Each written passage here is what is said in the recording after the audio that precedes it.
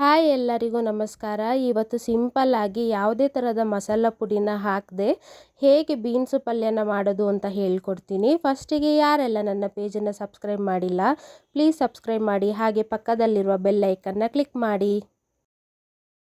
ಫಸ್ಟಿಗೆ ನಾನಿಲ್ಲಿ ಬೀನ್ಸ್ ಪಲ್ಯನ ಮಾಡೋಕ್ಕೆ ಒಂದು ಕಡಾಯಿನ ತಗೊಂಡಿದ್ದೀನಿ. ಇದು ಸ್ವಲ್ಪ ಬಿಸಿ ಆದಮೇಲೆ ನಾನು ಇದಕ್ಕೆ ಒಂದು 2ರಿಂದ 3 ಸ್ಪೂನ್ ಆಗೋಷ್ಟು ಸನ್ಫ್ಲವರ್ ಆಯಿಲ್ನ ಹಾಕ್ತಾಯಿದ್ದೀನಿ.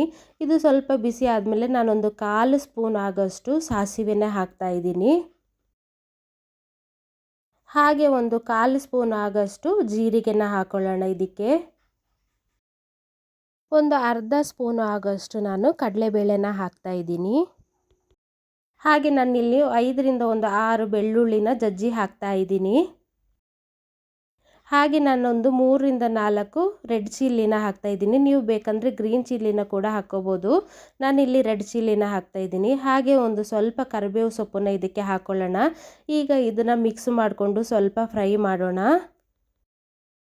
ಇದು ಫ್ರೈ ಆದಮೇಲೆ ನಾನು ಒಂದು ಆನಿಯನ್ ಏನಿದೆ ಚಿಕ್ಕ ಚಿಕ್ಕದಾಗಿ ಕಟ್ ಮಾಡ್ಕೊಂಡಿರುವಂತಹ ಆನಿಯನ್ನ ಇದಕ್ಕೆ ಹಾಕಿ ಮಿಕ್ಸ್ ಮಾಡ್ಕೊತಾ ಇದ್ದೀನಿ. ಈ ಆನಿಯನ್ ಏನಿದೆ ಜಾಸ್ತಿ ಫ್ರೈ ಏನಾಗೋದು ಬೇಡ, ಒಂದು 50% ಅಷ್ಟು ಫ್ರೈ ಆದರೆ ಸಾಕು. ಪಲ್ಯಗೆಲ್ಲ ಸ್ವಲ್ಪ ಬೆಂದ್ರೇ ಸಾಕು, ಜಾಸ್ತಿ ಫ್ರೈ ಮಾಡಬೇಕು ಅಂತ ಏನೂ ಇಲ್ಲ. ಫ್ರೈ ಆದಮೇಲೆ ನಾನೊಂದು 1/4 ಸ್ಪೂನ್ ಆಗೋಷ್ಟು ಅರಿಶಿನ ಇದಕ್ಕೆ ಹಾಕ್ಕೊತಾ ಇದ್ದೀನಿ. ಇವಾಗ ಇದನ್ನ ಚೆನ್ನಾಗಿ ಮಿಕ್ಸ್ ಮಾಡ್ಕೊಳ್ಳೋಣ.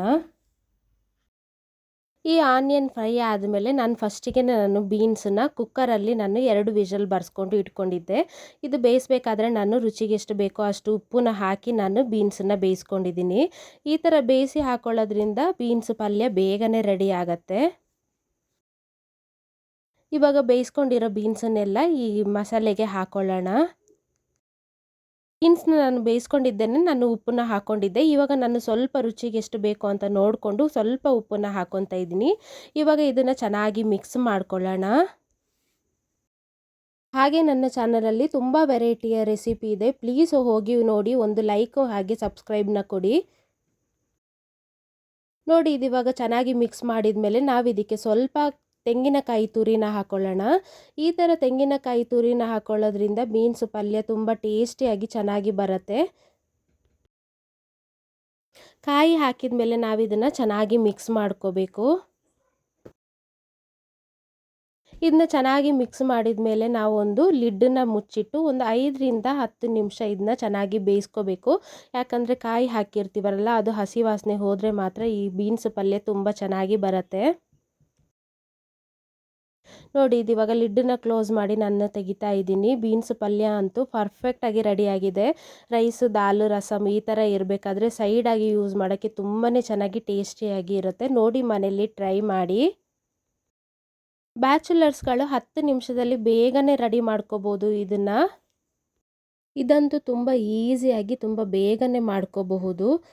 ಹಾಗೆ ಇದನ್ನ ಬೀನ್ಸನ್ನ ನಾವು ಬೇಯಿಸಿ ಮಾಡೋದ್ರಿಂದ ತುಂಬಾ ಬೇಗ ರೆಡಿ ಆಗುತ್ತೆ ಇದು. ಈ ಒಂದು ವಿಡಿಯೋ ನಿಮಗೆ ಇಷ್ಟ ಆಗಿದರೆ ನನ್ನ ಪೇಜನ್ನು ಲೈಕ್ ಮಾಡಿ, ಸಬ್ಸ್ಕ್ರೈಬ್ ಮಾಡಿ, ಹಾಗೆ ಪಕ್ಕದಲ್ಲಿರುವ ಬೆಲ್ ಐಕನ್ನ ಕ್ಲಿಕ್ ಮಾಡಿ. ಇದರಿಂದ ನೋಟಿಫಿಕೇಷನ್ ಫಸ್ಟ್ ನಿಮಗೆ ಬರುತ್ತೆ.